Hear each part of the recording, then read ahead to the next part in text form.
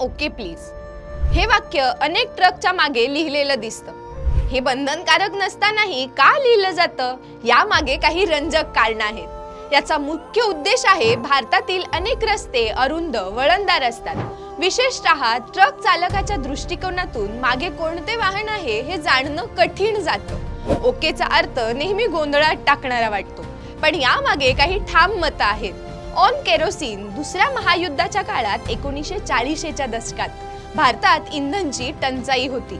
डिझेलऐवजी ट्रकसाठी रॉकेल वापरलं जायचं, जे अतिशय ज्वलनशील होतं।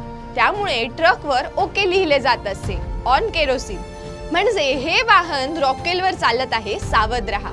ऑल ओके किंवा सेफ टू ओव्हरटेक याचा अर्थ काही चालक असाही घेतात की जर ट्रक चालकाने ओकेवर बल्ब लावला असेल तर मागील वाहनांसाठी सिग्नलनी पुढे जाणे सुरक्षित राहते। डिझाईन आणि अंधश्रद्धा ऑन ओके प्लीज हे वाक्य फक्त माहितीपुरतंच नाही तर ते एक शुभचिन्ह मानलं जातं।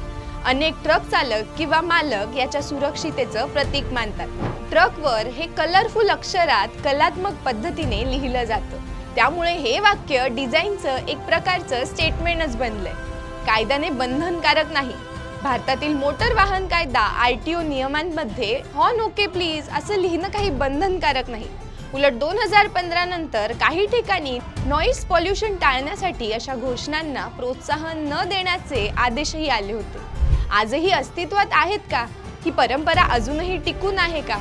कारण ती संवाद, इशारा, ओळखीचं प्रतीक बनली आहे। अनेक ट्रक चालक जुनी शैली, श्रद्धा, ट्रक डिझाईनचा एक भाग म्हणून ऑन ओके प्लीज हे वाक्य ट्रकच्या मागे लिहितात। इतर वाहक चालक यांच्यासाठी हा एक मौन संवाद आहे, जो ऐतिहासिकदृष्ट्या इंधनाच्या ज्वलनशीलतेसाठी, सुरक्षितेसाठी आणि भारतीय ट्रक डिझाईन संस्कृतीशी निगडित आहे।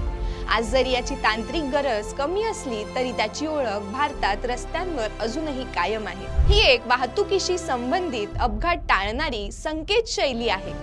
कशी वाटली ही माहिती तुम्हाला? आमच्या कमेंट बॉक्समध्ये नक्की सांगा। व्हिडिओ आवडला असेल तर लाईक, शेअर, सबस्क्राईब करायला विसरू नका। जय महाराष्ट्र।